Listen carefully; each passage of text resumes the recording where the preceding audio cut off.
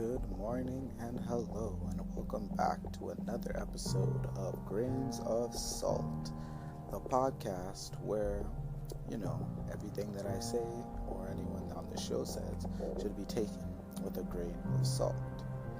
So today, what I'm going to talk to you guys about is truth, which is something that I think is very important. Going off of what I was kind of touching on the first podcast was truth. And everyone has their own idea of truth. And the reason why things like echo chambers or living in our own bubbles is so dangerous is that we all have our own versions of truth. I'm taking the class, which is talking about that annoying kid. And one of the things that he talks to us about is that people are not blank. No, people are not empty vessels. So everyone grows up and they have their own ideas of what they think is truth or what they think is valid, right? And because of that, because it's a politics class, if you're a liberal and you watch a conservative ad, you think that the conservatives are stupid or whatever they're saying is dumb. But if you're a conservative watching the ad, you're like, yes, buy that, and vice versa. So what is truth and why is it so important in today's day and age, especially in today's day and age? So truth is what we believe is facts, or what we believe to be true other than, false, which is, what we don't believe in or what isn't true. That's like basic. I am pretty sure everyone understands that basic definition. But the truth I'm talking about is I guess in this day and age where we all have social media, and within social media itself, there's this thing where people are posting stuff all the time. Like if you go on Instagram and you see models or even your friends, they're all saying they're on vacation while you're maybe at school struggling or have your minimum wage job, and you're like, wow, they must be living a great life. So to you, your truth is that they are having an amazing time or whatever, but you don't know what their truth is, because Instagram or social media itself really is just highlights. Because for all you know, these people that are on social media posting about their vacation and stuff, they could be with their significant other fighting. They could be dead broke, not knowing how they're going to make their next meal or even get home. But the facade that they're putting on social media makes it tell a completely different story. And that's why I think truth is so important, because there are two types of truth. There's objective truth and subjective truth. Objective truth is object, so it's facts, So 1 + 1 = 2 until, Donald Trump or Doug Ford tell you that it's actually 6, and then, another debate and people go off. And there's subjective truth. So what's subject? Or emotions, feelings. So there's like everything on the media right now, I feel like, is subjective truth, because I know that what people like to do, especially in the media, is they have a whole bunch of subjective ideas trickled in with a little bit of objectivity. So what they're saying isn't necessarily false, but it's also not the real whole truth. And one thing I always say, or at least me and my friends always say, or my grandma taught me, is that there's always two sides to a story. And if you don't know both sides, then how could you truly judge or understand the situation? And I think, especially in media today, that's so important.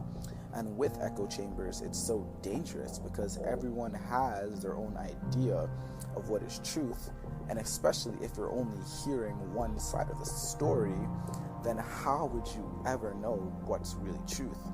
And the funny thing about, not knowing both sides of the story, or maybe even knowing both sides of the story, that's like 80%, because the real truth is within the 20%. So the facts that you don't really know and that only the people involved in these situations only ever will really know.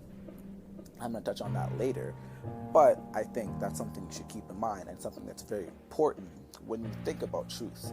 So whenever you turn on the TV, even if you're on YouTube and you're watching this vlog of these couples or these pranks or whatever, I know a lot of people can say it's fake or it looks fake, or maybe it's real, but you don't know.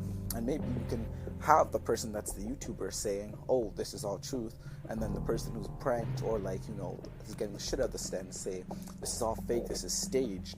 And maybe within the 20% is what's the real truth, but we'll never know that because we're not there. But the most important thing, I think, when we're talking about truth is why people buy into it. Because let's be real, let's use Donald Trump as an example, because you turn on the TV any day, any given time these days, and Trump is just firing off some things, and maybe objectively what he's saying is not true, but to his supporters or conservatives or whoever, subjectively what he's saying is the truth, like the wall. And it's crazy that there are little kids, there are people who are trying to fund and get the wall built. But looking back, let's talk about this episode of Patriot Act that I was watching, that it was about the NRA, and how the NRA, basically what they do is they're trying to get everyone to, act on their Second Amendment right, which a lot of people, or not people, a lot of states or countries don't have a Second Amendment right, because they weren't fear of being invaded by the British, because a lot of us come from the British Commonwealth system anyways, and we actually respect the British, especially here in Canada. But they wanted everyone to act on their Second Amendment rights, and through that, allow the flow of guns from the USA into these South American countries. And with the flow of guns, then that's causing this whole ripple effect, or the cyclical nature of the US saying, oh, it's all these South American criminals and gangsters and rapists or whatever.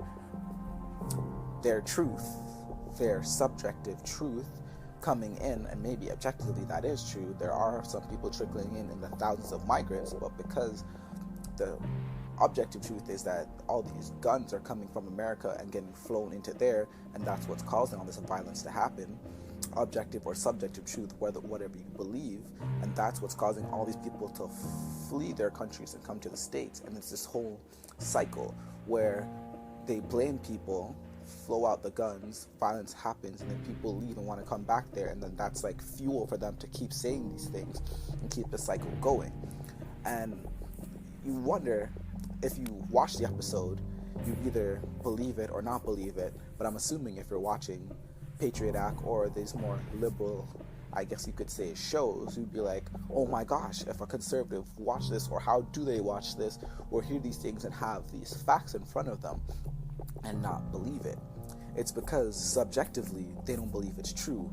And whether that's racism or prejudice or whatever in their life, maybe they just don't know any Black or Hispanic people, and all they get of these people are what they see on the news, which is objective. What they see or hear, they take as fact, and because they don't have other people in their lives to tell them that's not true, they're going to believe it.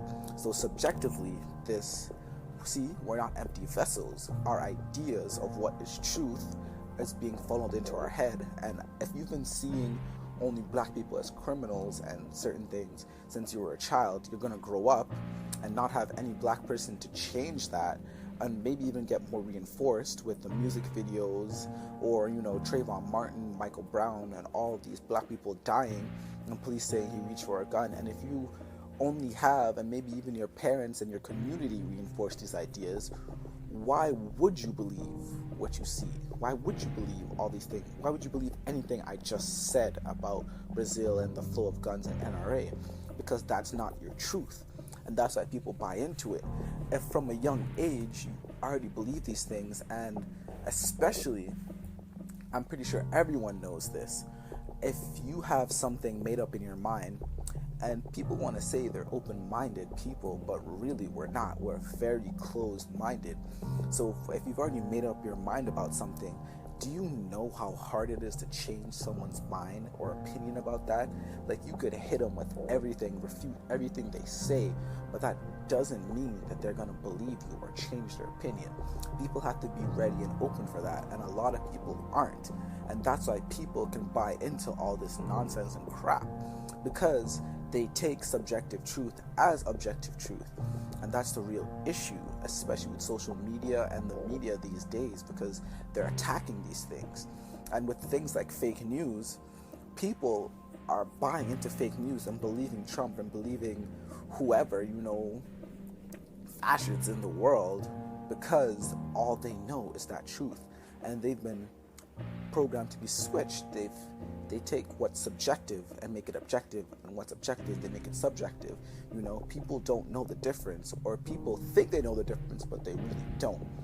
And you could sit down and talk and say everything I'm talking about is, like, I have it flipped, that everything I'm saying is subjective and not objective. But that's the whole cycle. That's why people can't get along. I think that's why there's so much issues in the world, because people have their own truths, and people aren't really ready to understand and negotiate and talk and have a dialogue about what is really true. And as long as we keep being closed-minded, then we don't know. We're never going to solve the issue. And let's be real here, though. Being open is very hard. Like the Michael Jackson documentary, now that it's coming out, let's talk about that. The Michael Jackson documentary. Since I was young, I've loved Michael Jackson. I loved his music since forever. Especially when I lived in the Bronx when I was younger, I'd always remember the time come on the TV, and I just loved Michael Jackson. And as I grew up, I heard a lot of stories about Michael Jackson, and you can say that objectively, or those things that they said about him are objective, but subjectively, because of who I painted my glass in my head, I didn't want to believe it. So Finding Neverland, let's be real, is false. And Wade and the other guy, they're just using it to make money, because behind the scenes, their families are doing bad, or they're doing really bad, and they wanted this money, so they're doing this. And when I heard about the documentary, I didn't want to believe it. I'm like, this is all boohickey. But people, that's another thing I gotta talk about, it's documentaries and belief. But anyways, people wanted to believe it, and people believed it, and they watched this documentary. And then people were saying, like, the way, because I didn't watch it, and I refused to watch it, especially now when it's coming out, that a lot of things they're saying is false, because of the way how I don't know if it's Wade or the other guy, they were describing things, and then saying that Michael had this thing on his genitalia that, how could you know that without knowing that? But then one of the things that comes out, which is, so people took their subjective truth and believed it. One of the things that came out is that he was saying that he got assaulted in this train ranch, whatever, when he was 12. But the train wasn't built until he was like 17, and when he was way out of Michael's life. So you see objectivity there. That's the objective truth. The train just didn't exist within the time frame of when he was allegedly assaulted. And people are saying that when you're traumatized, especially something that's sexually traumatizing, is that you get it all mixed up. But then what everyone else is saying is that, but a big difference between from when you're 12 and 17, and that is true. So whether I'm objectively or subjectively wrong in believing that Michael never did it, that's my truth. And the thing is, that's my side. There's Michael's side. Well, we can't really hear Michael's side because he's dead, or his family, or his state side, and then their side. And then what's most important is the 20%, the side that we'll never get. And that is the realest truth. And that's the funny thing. It's kind of all about belief. So what you believe to be true and right, we'll never really know until maybe we're dead. And if we're dead and there's a heaven or a hell, which I believe in, which is going to also be our next topic, whatever you believe in, that's what you're going to have to live with, because you'll never truly know. And then, kind of going off of that, let's go into the topic of religion. Okay, so I grew up Christian, Protestant, and there's a lot of things as a child or growing up in the church. They tell you you're supposed to believe. You know, this is a sin, this is a sin, and this is a sin. And I guess it's kind of like all negative reinforcement. But at the same time, being a Jamaican and coming from the West Indies, or like, you know, coming from a third world country or having immigrant families or people in your community, everyone kind of grew up in this whole, and not being from the Western world, or kind of being from the Western world, but not really. Everyone grew up with this whole idea of negative reinforcement, and that's just how you live. So how they teach us, well, it's just how they know. So I'm not going to really get into it, but then we can all go into the topic of religion. And that's the funniest thing about objective and subjective truth, because a lot of people say that there's no proof, there's no way to prove God, and that all these things that people claim to be miracles and stuff are all coincidences. So after all that, why would people choose to believe in it? And the funny thing is, being someone that's logical and like, I guess, quote unquote smart, you should say, I have no place believing in religion and all these stories of old and stuff, and people who are smart shouldn't believe in religion. But here's the thing, we all have our right to, because me personally, here's my subjective truth, is that I have seen things in this world, and there's just things I've seen or know and experienced that I think, personally to me, and maybe this for other Christians or people who believe in their religions, that I don't think a human could ever explain, or that, you know, could just be a coincidence and there's not a God or a supernatural force above us. And that's for me to believe. And kind of like the whole thing that I was saying earlier, that you can throw all your facts at me or whatever, it's hard to change someone's minds once they made it up. And I'm not saying someone could ever one day convince me that that's all true, but I think for the rest of my life, I'm going to believe in God, whether I go to church or not. There's just something there. And it could be all these years of going to church, but then there's a lot of people that go to church all their lives, and then when they're adults, they reject the church because they just don't believe in it.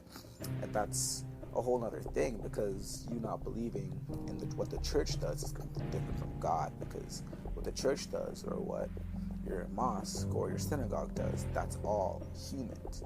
That's not God. And that's also my argument, is that you can complain about how corrupt churches are, people are, but those people aren't God.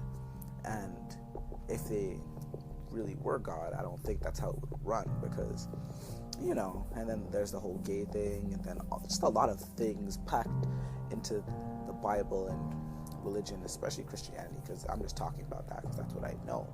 But all these things are packed in that are all humanly and not worldly. And I don't want to go on a whole random tangent, but still, I believe that, and that people could think I'm dumb or stupid for believing that, and that there's a lot of objectivity out there that should be in my mind or refute everything I believe in, but I still choose to believe. And that's the amazing thing about being human, is that we all have choice. Like, another thing is astrology, because the really funny thing is, like, you know, like you said in class, and like even in sociology classes or psychology classes, and you learn that the reason why astrology works is because they sprinkle little objectivities or generalizations about people, and, you know, they pack it and use all this jargon, and then when you read about what your sign is or astrology or whatever, and then you know there are these things that you read, and then I know there's a word for it, but when you read it, you're like, oh my gosh, that's true. But it's all just generalizations.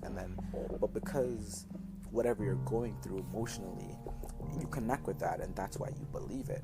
So even me, I was like, it's fun to read astrological things and stuff. And then there was like all this rising and falling astrology sign, and I was like, okay, that's all crazy, and that's whatever, that's all nonsense. But I was at work, and then they were talking about it, and then because on Snapchat it shows you your like astrology sign or whatever, and even within your friend it says, oh, why your signs pair or whatever. And then I saw it, and then I was like, since everyone's talking about all the astrology signs or whatever, let's just read up on it, because I'm an Aquarius. And the rising sign, the thing is, I know when I was born or whatever, because then when I was younger or whatever, my mom had a book, like a picture book, and with the day I was born or whatever, at the back it says what day I was born, what time, whatever. And I know where I was born, obviously. So I put it into this calculator and gave me all these things, and it said that I was a rising Sagittarius, I believe. Wait. Let me fact check this before I go off and talking all this nonsense to you guys. But let's see. And it's right here.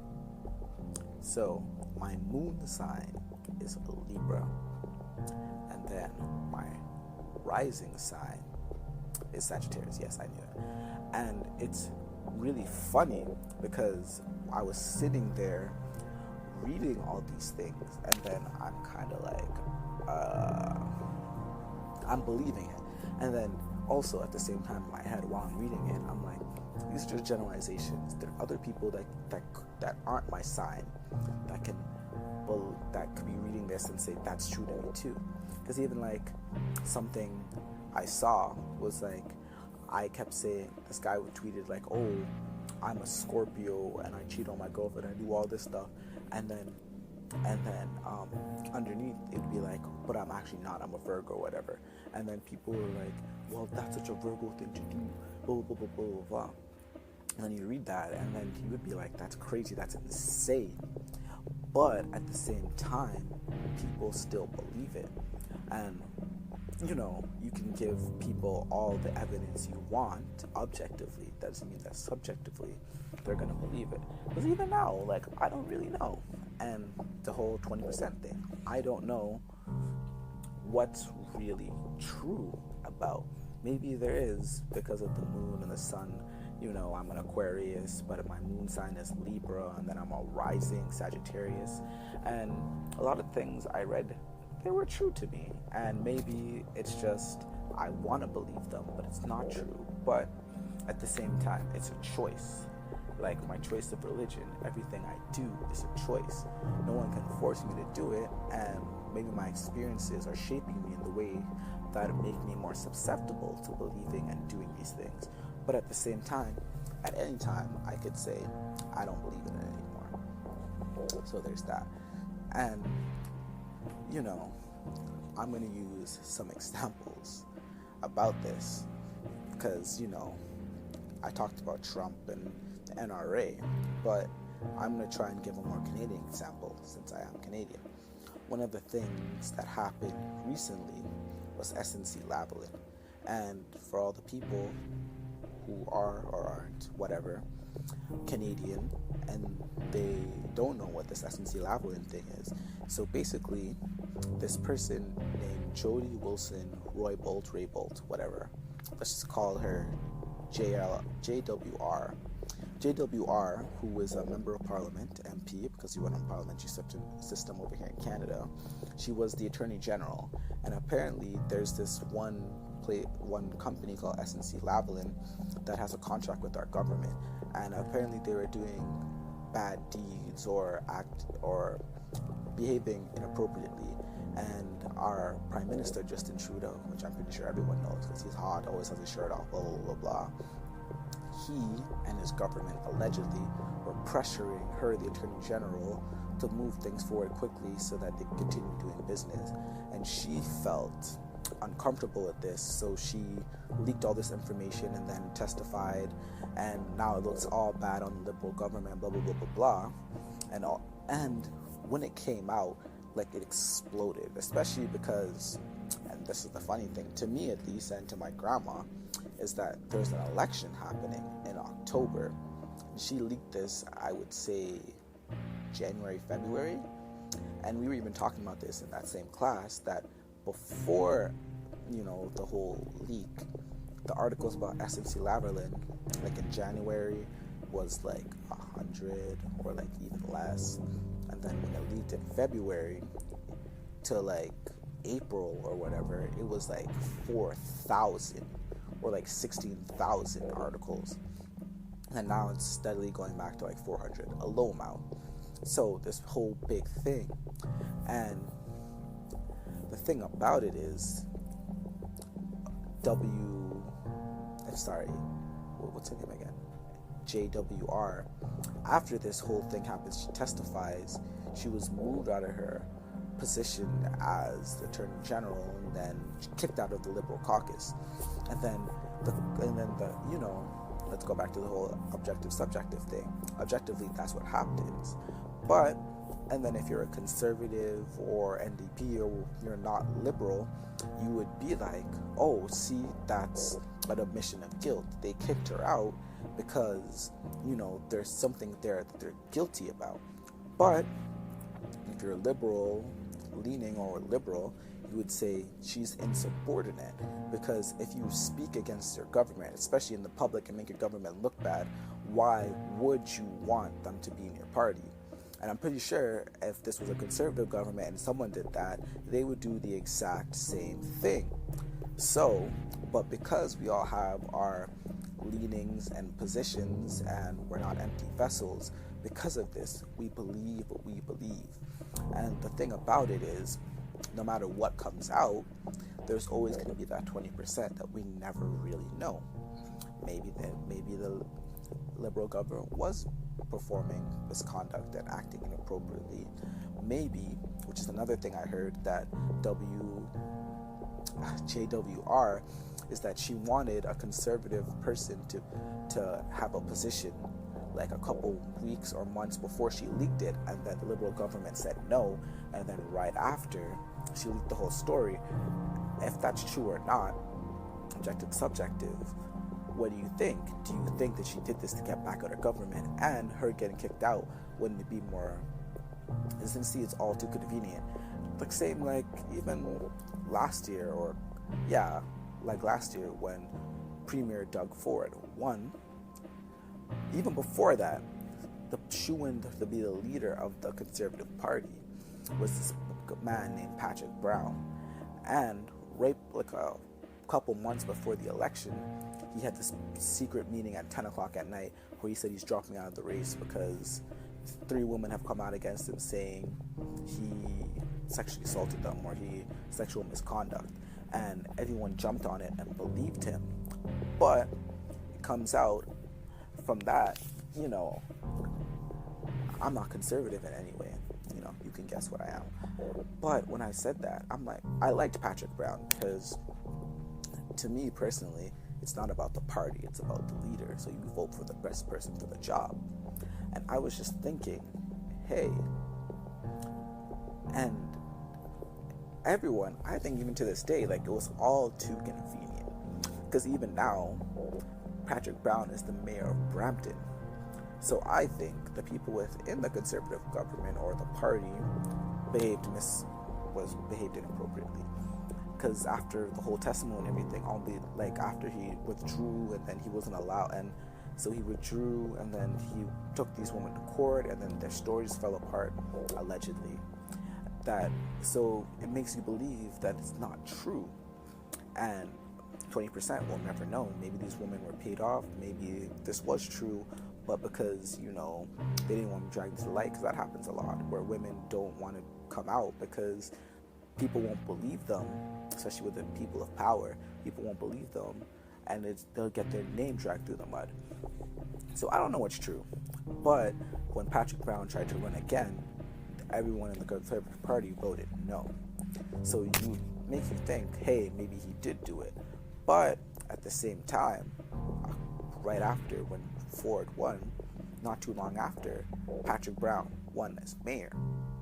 So it makes you wonder, hey, I thought he was unfit and all these things. So why would a whole entire city vote him to be the mayor?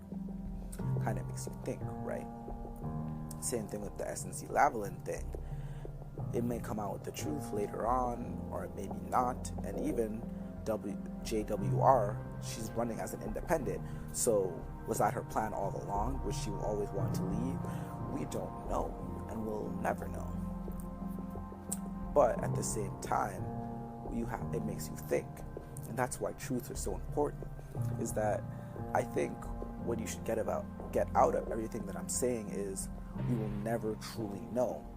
But at the same time, we make up our minds while they can be changed.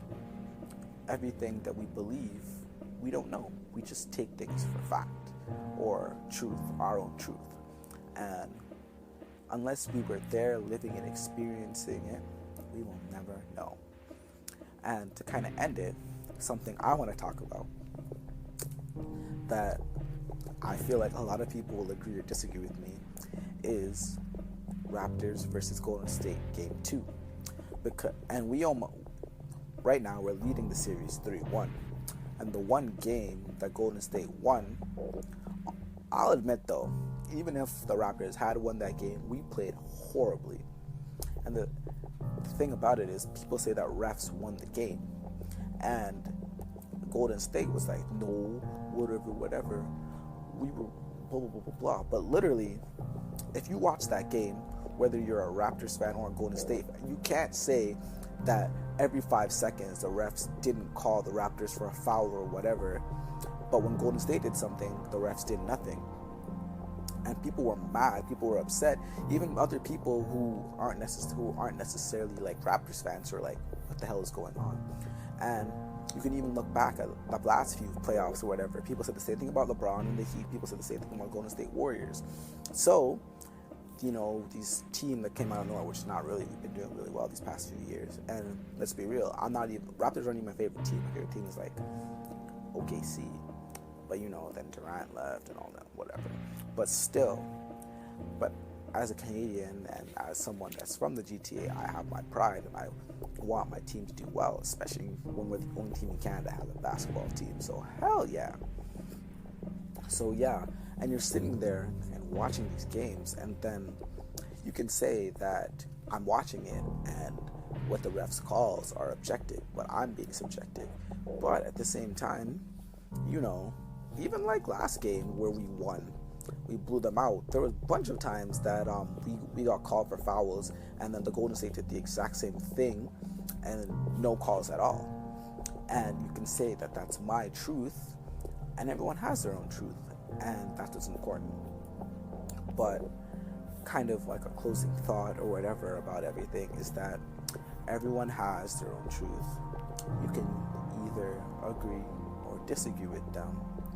But knowing this, you should use this as like a fuel for a discussion. Now, I'm not saying argument, fistfights and stuff, but whenever you talk to someone, you should know that everyone has their own truths, and just because someone doesn't believe the same thing as you, that doesn't mean you should make them want to believe the same thing as you. And you should know that even wanting that is going to be like a mile and a Kilimanjaro for that to even happen. Because once people made up their mind, they're not going to change it, no matter how much you try. So, thank you for listening. Hope you guys have a good week. And to end off this podcast, I gotta keep a word from our sponsor. And our sponsor today is water. Yes, water. We are 70, 80, I don't know, the number keeps changing. Every time I look up, someone says we're more or less percent of water. But we are a lot of it. We're definitely more than 50%. So make sure you drink your water, you stay hydrated, especially in the summertime. Don't want to pass off from heat stroke or, anything. So today's sponsor is water. Drink it, and if you have a plastic water bottle, Make sure you empty it properly and recycle, because, you know, we're polluting our waters, our oceans, and we want to leave the world better than we were giving to it, all right? So make sure your children and everything are better. So that's our second sponsor today, is the environment. Treat the environment better, because climate change is happening, it's real, and trust me, we do not want the world to go to shit, because we got to change our ways. Because I don't know about you, but I read that report that's saying we only have 11 now years to fix all the damage that we've done in the past 100 years, or the earth's going to become unlivable. So thank you for listening. Everything I just said, you can agree, disagree, or mostly just take it with a grain of salt. Thanks. Have a good day. The podcast you just heard was made using Anchor. Ever thought about making your own podcast? Anchor makes it really easy for anyone to get started. It's a one-stop shop for recording, hosting, and distributing podcasts. Best of all, it's 100% free. Sign up now at anchor.fm/new. That's anchor.fm/new to get started.